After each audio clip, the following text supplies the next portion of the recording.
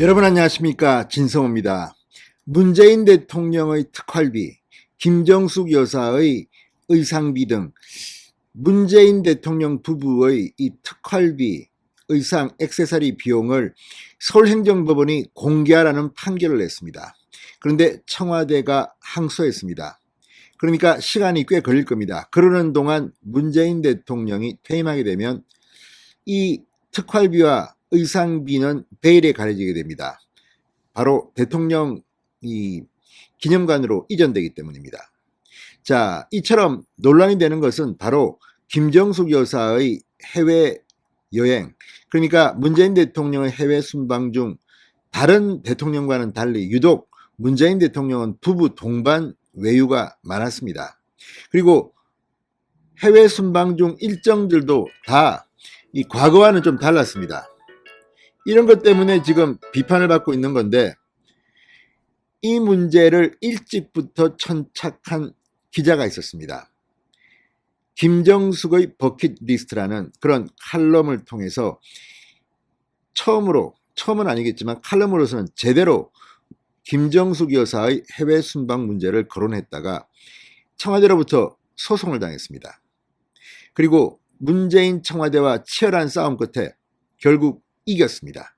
이 기자가 그간의 정황을 담은 기록을 책으로 냈습니다. 자, 남정호 중앙일보 칼럼니스트의 이 책인데요. 이걸 보면 문재인 정부가 얼마나 내로남불인가를 알 수가 있습니다. 문재인 대통령은 2017년 환경부가 이 정보공개 소송에서 패하자 판결에 그대로 따르면 되지 왜 항소하냐며 항소 자제를 지시했습니다. 그런데 본인의 문제, 특활비, 아내의 문제, 김정숙 여사의 의상 액세서리 비의 공개는 법원이 판결을 했는데도 항소를 했습니다. 아마 이걸 진실을 찾기는 힘들 것 같습니다. 그런 가운데 김정숙 여사의 이 버킷리스트를 제대로 분석한 책이 나왔다는 것은 주목됩니다. 자, 남정호 중앙일보 칼럼니스트, 논설위원, 남시욱 씨라고 있습니다. 문화일보 사장을 지냈고 동아일보 편집국장을 지냈던 정말 한국 언론계의 원로 중의 원로입니다. 남시욱 씨의 아들입니다. 자, 중앙일보 기자를 상당히 오랫동안 했고 이 해외 문제에 천착했던 남정호 이 논설위원의 이 책을 보면 정말 청와대가 해도 너무 했다는 생각이 듭니다. 남정호 기자는 청와대와의 소송에서 1심에서 이겼습니다. 그리고 청와대는 항소했는데 슬그머니 소를 치워했습니다. 왜 그랬을까요? 자, 기자라는 직업은 항상 비판을 합니다. 남정호 기자의 성향이 보수인지 진보인지는 알기가 힘듭니다. 부친의 영향을 받았다면 보수일 가능성도 있습니다. 그렇지만 그가 쓴 글이나 이런 것들은 꼭 그렇지는 않습니다. 다만 기자는 절대 권력을 견제해야 합니다. 그랬다는 이유로 상당히 오랫동안 고통을 받았던 남정호 중앙일보 기자의 책, 상당히 관심이 갑니다. 자, 남정호 기자 왜 이런 책을 냈을까요? 문재인 대통령의 부인 김정숙 씨의 이 해외 순방 문제를 상당히 날카롭게 정했습니다. 자, 김정숙 여사는 문재인 대통령 취임 이래 지금까지 48번 문재인 대통령의 해외 순방에 동행했다고 합니다. 그런데 문제는 해당 방문 국가의 유명 관광지를 꼬박꼬박 챙겼다는 점입니다. 이게 과거 김대중, 노무현, 이명박 대통령의 부인들과는 달랐다는 게 남정호 기자의 분석입니다.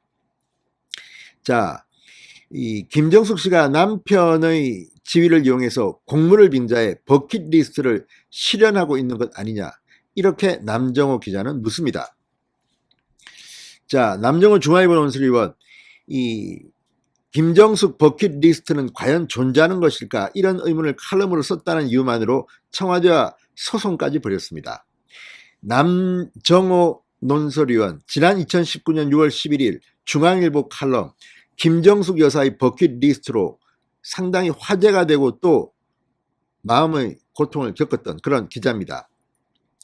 자, 2019년 6월 14일 노르웨이를 국빈 방문한 문재인 대통령 부부가 노르웨이의 유명 관광지 베르겐을 방문한 건, 그리고 2018년 11월 7일 김정숙 여사가 단독으로 인도 타지마할을 방문한 건, 이 건 등을 들어서 부부 동반 세계 일주하냐, 김 여사 버킷리스트가 있는 것 아니냐, 이런 세간의 비판이 있다고 칼럼에서 소개했습니다. 실제로 많은 국민들이 의심을 했습니다.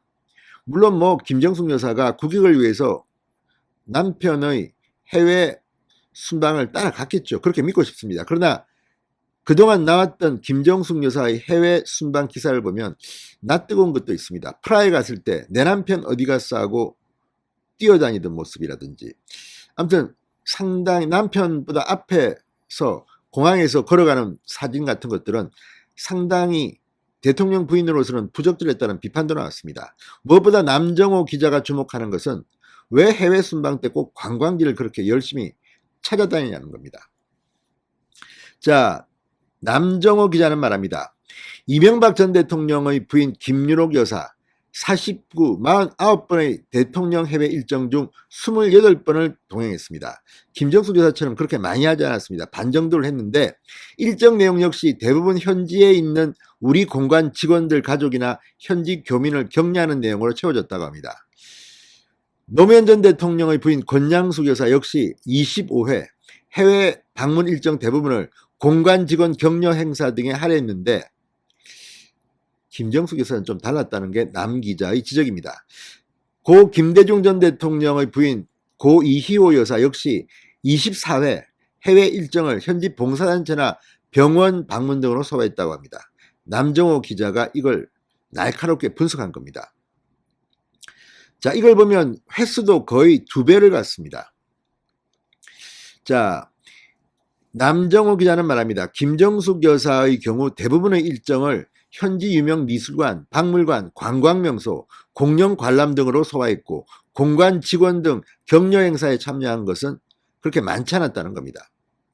얼마 전에도 이집트를 방문했을 때 단독으로 관광지를 갔다가 논란이 된 적도 있습니다. 물론 청와대 해명은 좀 다릅니다만 국민들은 절대 권력자의 부인이기 때문에 의심할 그런 권리가 있습니다. 자, 청와대는 남정호 위원의 칼럼 내용이 사실과 다르다며 문재인 대통령 부부가 노르웨이 베르겐 방문을 했을 때 노르웨이 측 요청으로 이뤄진 것이었고 수도 오슬로 이외의 지방도시 방문은 노르웨이 국빈 방문의 필수 프로그램이었다. 김정숙 여사의 인도 방문도 인도 측이 요구한 것으로서 칼럼 내용이 허위에 해당하고 결과적으로 중앙일보의 해당 칼럼이 국익을 해친다고 주장했습니다. 자, 그러나 남정호 위원 청와대 측 주장이 허위임을 추가 취재로 밝혀내고 청와대는 1심에서 패소합니다. 이후 청와대는 항소를 하지만 슬그머니 소를 취하했다고 합니다. 자, 김정숙 버킷리스트라는 이 칼럼 하나 때문에 남정호 의원은 2년간 마음고생은 물론 청와대와 법정 공방을 벌였습니다. 그리고 그 과정을 김정숙 버킷리스트의 진실이라는 책으로 냈습니다. 자, 김정숙 버킷리스트. 물론 김정숙 여사도 국익을 위해서 해외 순방을 했을 거라고 저는 믿고 싶습니다. 그러나 남정호 기자의 나름대로 날카로운 분석을 이런 식으로 소송까지 한 그런 것들 참 낯뜨거운 게 아닌가 싶습니다. 자, 남정호 기자 이 특파원 생활을 오래 했습니다. 런던 특파원도 있고 제가 기억하기에는 뉴욕 특파원도 있나요? 아무튼 해외 특파원을 오래 해서 이 국제 통입니다. 그리고 칼럼니스트로 굉장히 눈길을 가는 품격 있는 칼럼을 써왔습니다. 그러다가 어쩌다가 김정숙 버킷리스트라는 칼럼을 썼다는 이유로 오랫동안 마음의 고생을 했습니다. 그러나 문재인 청와대와 싸워 이겼습니다. 법정소송 그렇게 간단한 게 아닙니다. 청와대와 이런 긴 법정 공방을 벌인다는 것, 기자로서 상해에서도 아마 상당히 위축됐을 수도 있습니다. 그러나 끝내 승리했습니다. 남정호 기자에게 박수를 보냅니다. 진성호의 직설이었습니다. 여러분 감사합니다.